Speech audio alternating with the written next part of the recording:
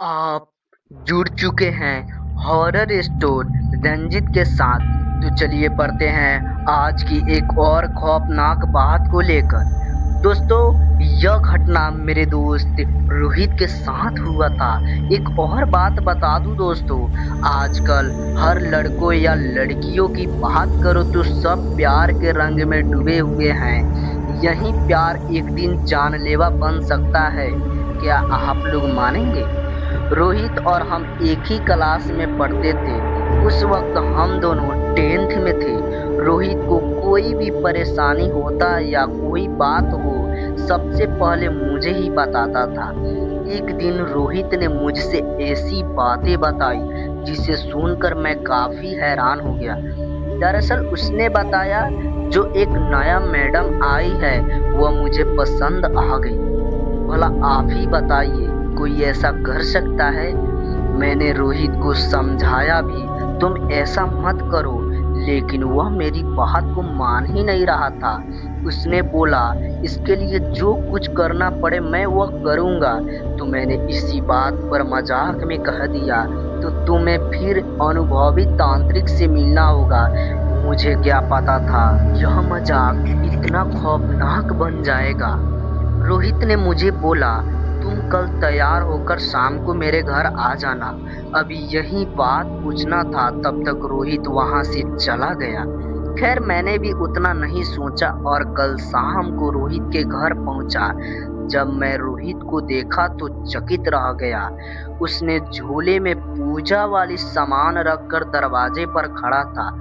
जब मैंने उसे पूछा तो उसने बोला, तू सिर्फ देखता चल, सवाल मत करो हर बार। उसका इतना कहते ही मैं शांत हो गया।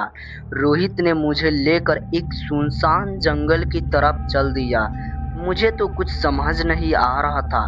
तभी रोहित ने मुझे लेकर एक गुफा में चला गया। उस गुफा के अंदर हर तरफ कंकाल ही कंकाल नजर आ रहे थे, जिससे मेरा शरीर कांपने लगा। जब अंदर गए तो मालूम चला रोहित ने सच में तांत्रिक से अपना काम करवाने के लिए लाया है। डरावनी वाली बात तो यह है कि उस तांत्रिक के दोनों आंख ही नहीं थे। उस तांत्रिक ने आवाज दी, तुम दोनों आ गए। तभी रोहित ने सभी सामानों को बाहर निकाल कर रख दिया। उस तांत्रिक ने कहा, जो मैं विद्या सिखाने चाह रहा हूँ वह बहुत मुश्किल है और उसमें तुम्हारी जान का भी खतरा है। यह सब सुनते ही मैं बोला, चल रोहित वापस घर चलते हैं। जिस पर रोहित बोला, मैं यह विद्या सीख कर ही जाऊंगा। एक बात मानो तो ऐसा लग रहा था जैसे मैडम का भूत इसके शरीर पर आ गया है। उसके बाद तांत्रिक बोलता है, यह विद्या जब तुम सीखोगे तो तुम्हारे अगल बगल बुरी शक्तियों का अनुभव होगा। वो तुमको यह विद्या सीखने से रोकेगी।